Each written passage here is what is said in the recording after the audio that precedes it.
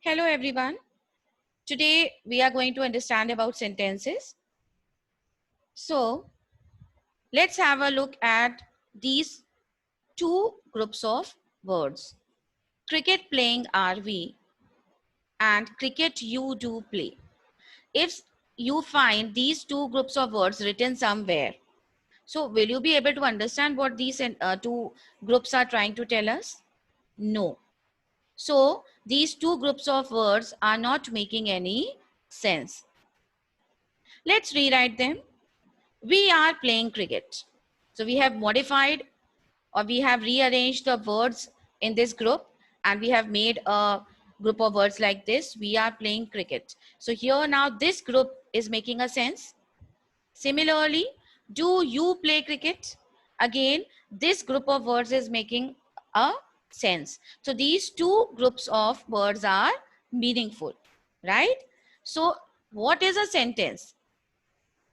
A sentence is a group of words that makes complete sense. So when you have a group of words which is meaningful, which is arranged properly and which is giving a complete sense, that group of words is called a sentence. It begins with a capital letter and sentence always begins with a capital letter. A sentence ends with a full stop, a mark of interrogation, or a mark of exclamation. So a sentence always ends with a punctuation mark.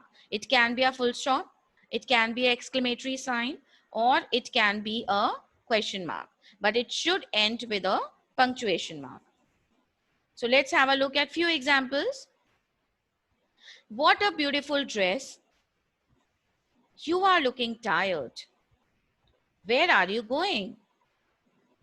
Do not waste water. So in these four sentences, what is common is that all four sentences or all four group of words are starting with a capital letter and all these groups are ending with a punctuation mark. It's the exclamatory sign, it's the full stop, and it's a question mark. So all these groups of words are ending with a punctuation mark and they are also giving us a meaning. They are also telling a meaning. So that is why these four groups of words are called as sentence.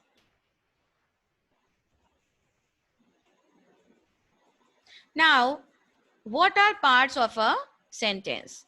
A sentence has two parts, subject and predicate. So what is a subject in a sentence? Subject names what the sentence is about. So the noun about which or about what the entire sentence is, right? That particular subject, that particular noun will be your subject. It usually comes first, but sometimes it may be placed after the predicate. So mostly you will see that subject is placed at the beginning of a sentence, but sometimes it can be placed after the predicate also. Now, what is a predicate? Okay, one more thing in this, that uh, in case of imperative sentences, the subject is always you.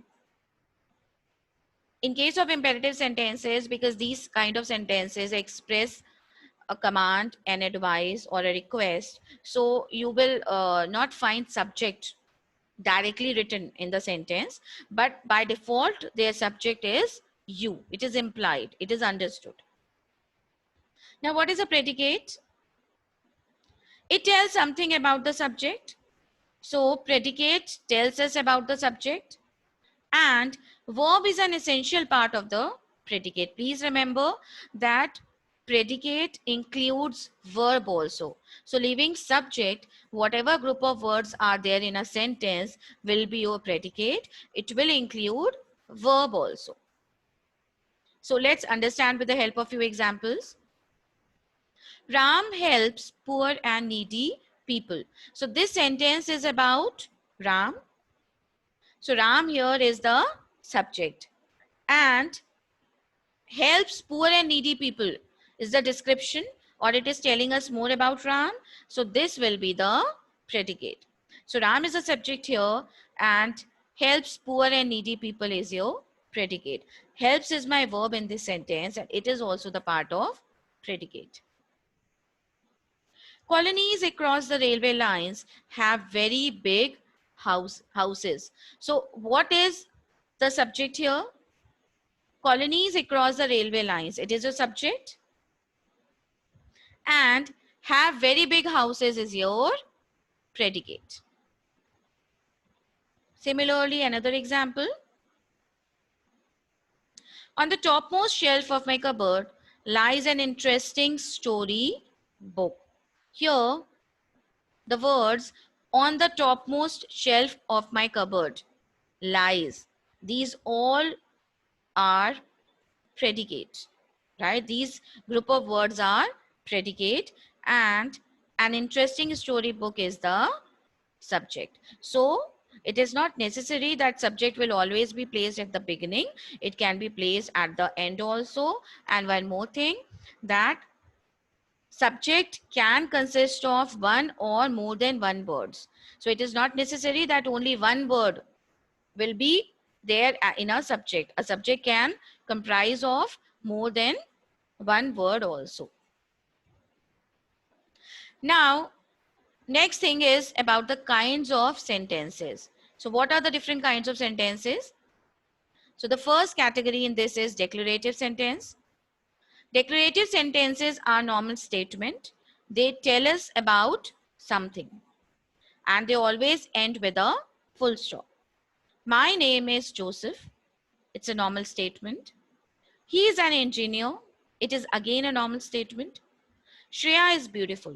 So these three sentences are telling us about someone, right? So that is why these three are your declarative sentences. Now, interrogative sentences. These sentences ask a question.